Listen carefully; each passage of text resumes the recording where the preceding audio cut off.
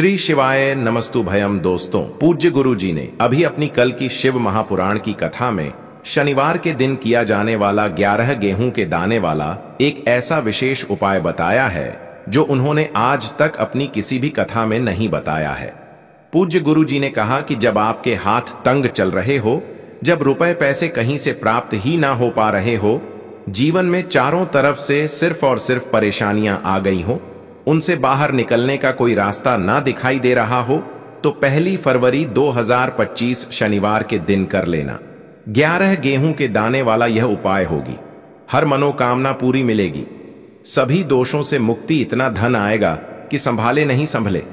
माता लक्ष्मी जी और महादेव जी के आशीर्वाद से पूरे साल धन बरसता रहेगा। दोस्तों, जैसा कि आप सभी लोग जानते हैं कि 1 फरवरी 2025 यानी शनिवार को पड़ रही है माघ महीने की विनायक चतुर्थी तिथि। और दोस्तों, ये वह तिथि है जो माघ महीने में पड़ने वाली सबसे बड़ी और माघ महीने की पहली विनायक चतुर्थी तिथि है, क्योंकि यह शनिवार के दिन पड़ रही है और हमारे हिंदू धर्म में इसका बहुत ही बड़ा और विशेष महत्व होता है। पूज्य गुरु जी ने कहा है कि अगर कभी भी मौका लग जाए और माघ महीने की विनायक चतुर्थी तिथि शनिवार को पड़ जाए, तो आप लोगों को सिर्फ और सिर्फ 11 गेहूं के दाने वाला उपाय तो अवश्य ही करना चाहिए, क्योंकि इन दोनों तिथि का संयोग बहुत ही कम आता है। इसी के साथ दोस्तों, गुरु जी ने कहा है कि जब भी माघ महीने की द्वादशी पड़े, तो आप लोगों को सिर्फ और सिर्फ 11 गेहूं के दाने वाला उपाय तो अवश्य करना चाहिए।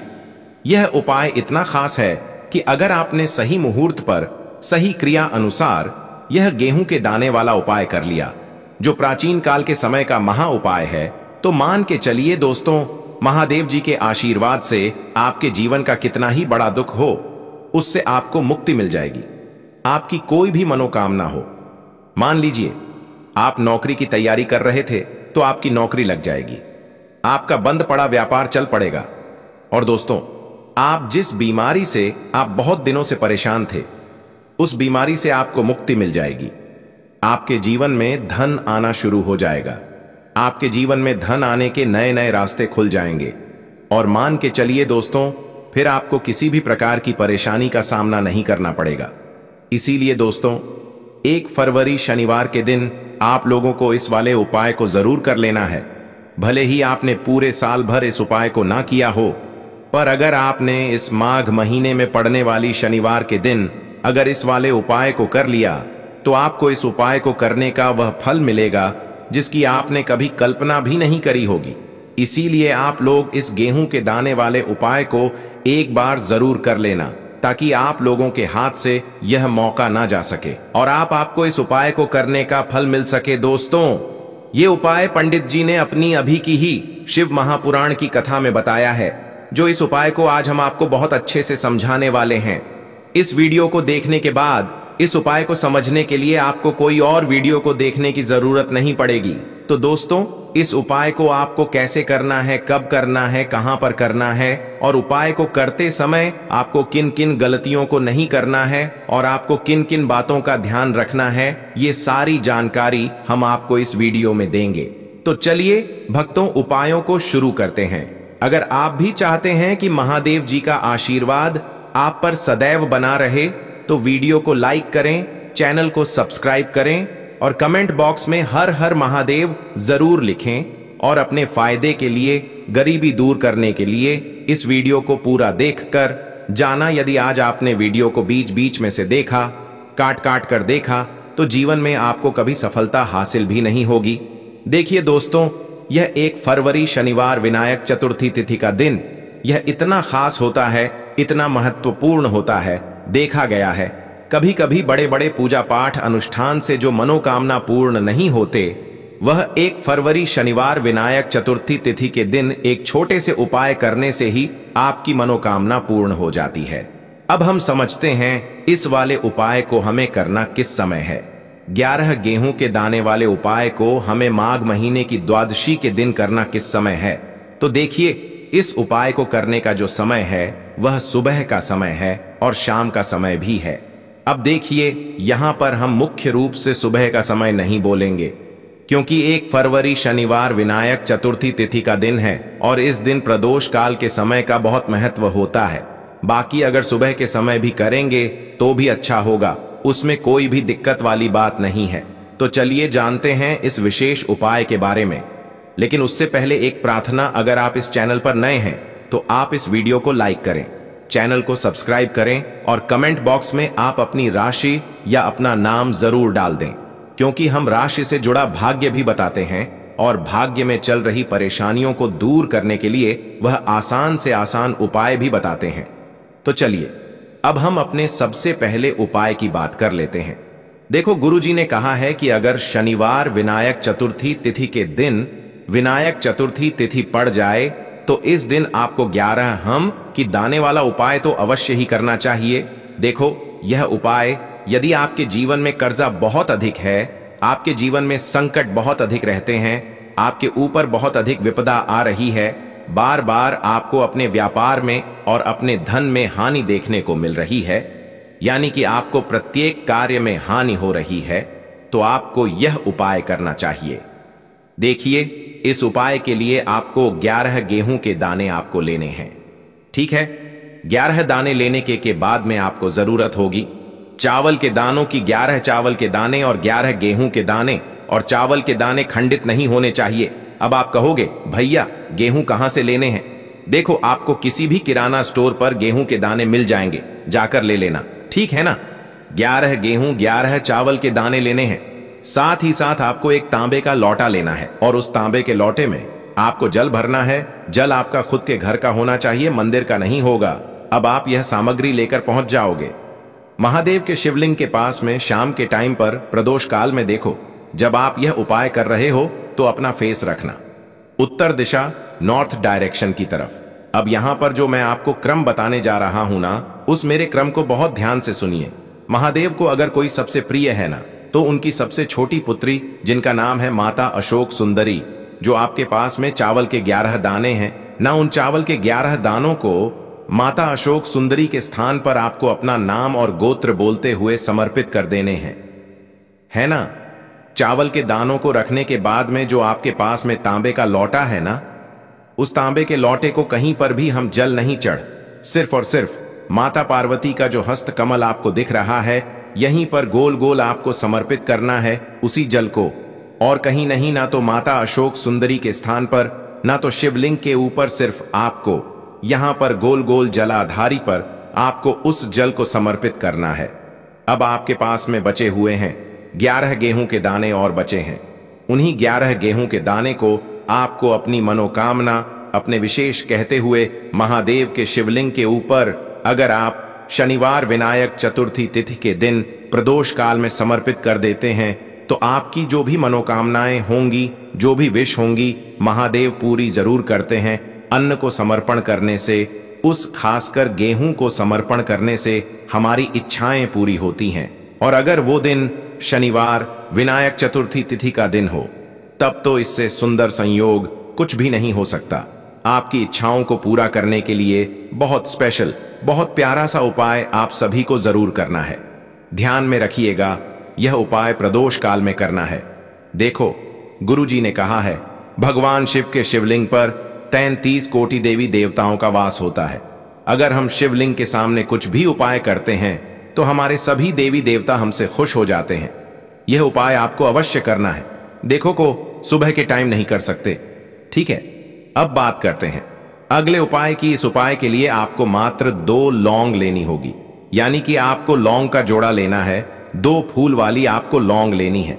लौंग का जोड़ा कहीं से भी खंडित नहीं होना चाहिए, इस बात का ध्यान रखें। इसी के साथ में आपको लेना होगा लाल चंदन का पाउडर। देखिए, यदि आपके पास लाल चंदन की लकड़ी है तो उसे घिसकर भी आप चंदन के रूप में प्रयोग कर सकते हैं। यदि पाउडर है तो उसका भी आप अपने उपाय के लिए प्रयोग कर सकते हैं। देखिए, चंदन जो है वह तेज का प्रतीक माना गया है और साथ ही साथ जीवन के अंधकार को दूर करने का प्रतीक माना गया है। अब इसी के साथ में आपको मात्र एक तांबे के पात्र के अंदर शुद्ध जल लेना होगा अपने घर से। अब दोस्तों, यह तीनों सामग्री लेकर के सीधे आपको पहुंच जाना होगा भगवान शिव के मंदिर में देखिए। इसी के साथ में आपको एक गोल बाती का दीपक भी लेना होगा। दीपक आप मिट्टी का भी ले सकते हैं, शुद्ध घाटा मड़कन कर सकते हैं, और दीपक में आपको शुद्ध घी का प्रयोग करना है।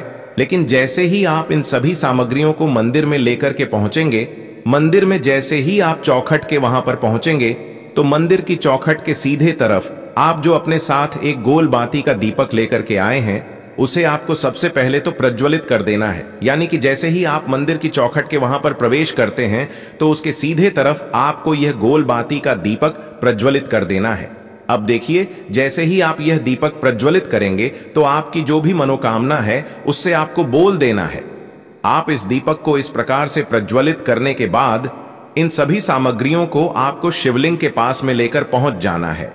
अब देखिए दोस्तों, आपके पास जो एक तांबे के पात्र के अंदर शुद्ध जल है, उसमें से आपको केवल आधा लोटा जल ही भगवान शिव के शिवलिंग पर अर्पित करना है।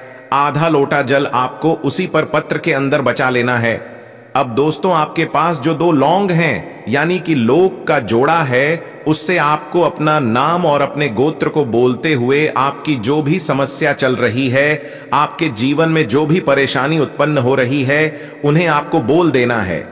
और यह जो लौंग का जोड़ा है, इसे आपको भगवान शिव के शिवलिंग पर अर्पित कर देना है। जैसे आप यह 2 लौंग शिवलिंग पर चढ़ाएंगे, तो अपना हाथ जो है वहां पर आपको रखना है और महादेव से आपको प्रार्थना करनी है कि मेरे जीवन की यह जो परेशानियां हैं, यह सभी दूर हो जाएं। यानी कि आपके जीवन में धन की संबंधित परेशानी चल रही है, कर्ज की समस्या चल रही है, बच्चों का पढ़ाई लिखाई में मन नहीं लग पा रहा है, घर के जो आर्थिक संकट है वह सभी दूर हो, व्यापार आपका ढंग से नहीं चल पा रहा है, घर में रोग की स्थिति बनी हुई है, यानी कि जिस भी प्रकार की आपकी समस्याएं हैं, उसे आपको महादेव से बोल देना है और महादेव से इन सभी समस्याओं को दूर करने के लिए आपको प्रार्थना कर लेनी है।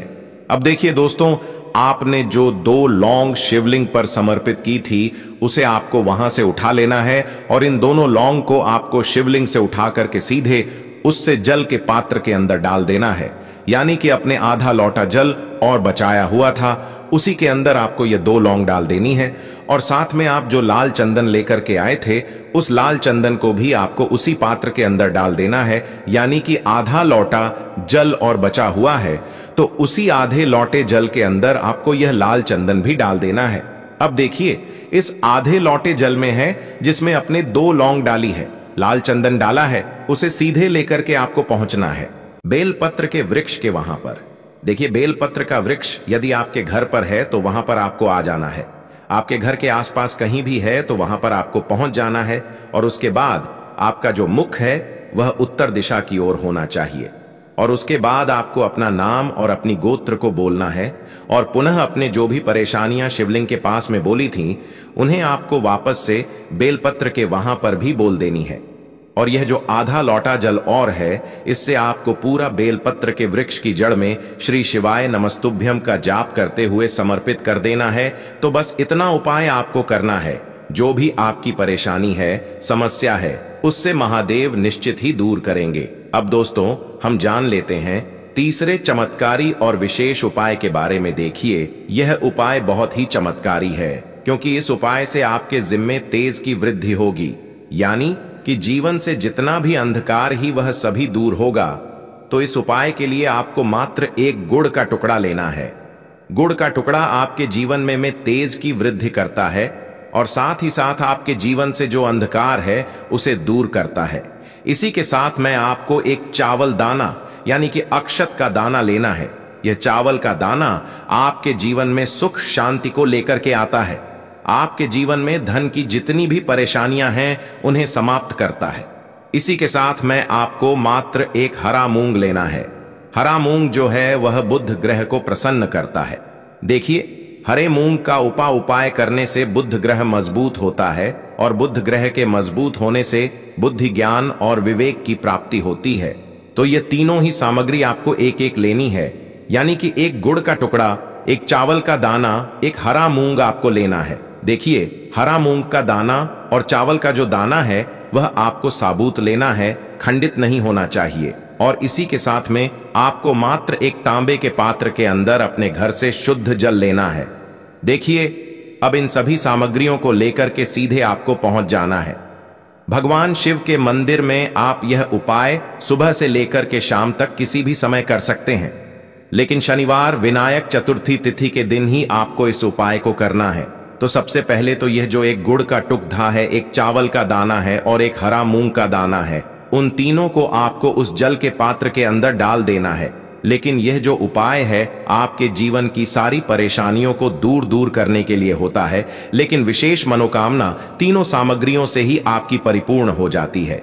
देखिए, यदि आपके जीवन तेज होगा तो सभी आपसे वार्तालाप करेंगे, सभी आपसे बात करेंगे और आपका जो मान सम्मान है वह बढ़ता है, और चावल का जो दाना है वह धन में वृद्धि करता है, मन की शांति के लिए होता है, और हरा मूंग जो है वह बुद्धि, ज्ञान और विवेक की प्राप्ति के लिए होता है। अब देखिए, यह जो एक पात्र है इससे आपको भगवान शिव के शिवलिंग पर धीरे धीरे अर्पित कर देना है। श्री शिवाय नमस्तुभयम इस मंत्र का जाप करते हुए, और तुम रुकेश महादेव का मन में स्मरण करते हुए, लेकिन तुम रुकेश महादेव का स्मरण करने से यह जो उपाय है और अधिक प्रभावशाली हो जाता है। तो तुम रुकेश महादेव का स्मरण करते हुए यह उपाय करने से आपके जीवन में जो भी अशांति है वह सभी दूर हो जाएगी। तो इस प्रकार से आपको यह सुंदर सा उपाय कर लेना है। इसके बाद बात करते हैं तीसरे उपाय की। देखो, यह उपाय बहुत ही अचूक उपाय है जो आपको करना है। देखो, इस उपाय के लिए आपको 2 दीपक लेने हैं। देखो, दोनों दीपक आपको मिट्टी के दीपक लेने हैं। उसके बाद आपको दोनों दीपक को प्रज्वलित करने के लिए आपको लंबी बाती लेनी है, और यह दीपक घी और सरसों के तेल से दीपक प्रज्वलित करने हैं। यह सब लेने के बाद आपको लेना है एक कटोरी में कच्चा दूध थोड़ा सा लेना है। उसके बाद आपको लेना है 1 लोटा जल। देखो, गुरुजी ने इस उपाय के लिए बताया है कि यह उपाय आपको प्रदोष काल में करना है। कहते हैं कि बेलपत्र के वृक्ष में प्रदोष काल के समय में महादेव वास करते हैं। उस समय हम कोई भी उपाय करते हैं तो उसका फल हमें अवश्य मिलता है। देखो, अब यह सब सामग्री लेकर आपको प्रदोष काल में चले जाना है। बेलपत्र के वृक्ष के वहां पर देखो, वहां पहुंच जाने के बाद आपको सबसे पहले बेलपत्र की जड़ में सबसे पहले वो दूध जो आप लाए हैं उसे समर्पित कर देना है। उसके बाद आपको जो 1 लोटा जल जो आप लाए हैं वह आपको धीरे धीरे बेलपत्र की जड़ में समर्पित कर देना है। उसके बाद आप जो दीपक लाए हो, दोनों दीपक को आपको बेलपत्र की जड़, बेलपत्र की तरफ मुंह करके बाती का आपको 1 दीपक घी का और 1 दीपक तेल का प्रज्वलित कर देना है, और आपकी जो भी मनोकामनाएं हैं वह महादेव को बोलना है।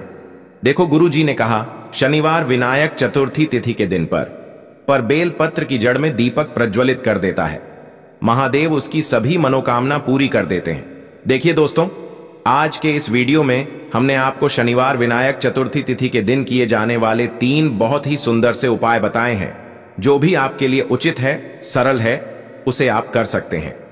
यदि उपाय से जुड़ा किसी भी प्रकार का सवाल है तो कमेंट में पूछ ले। उपाय को करते समय आप किसी भी प्रकार की गलतियां ना करें। तो दोस्तों, यह थे पूज्य गुरुजी द्वारा बताए गए कुछ बहुत ही खास उपाय।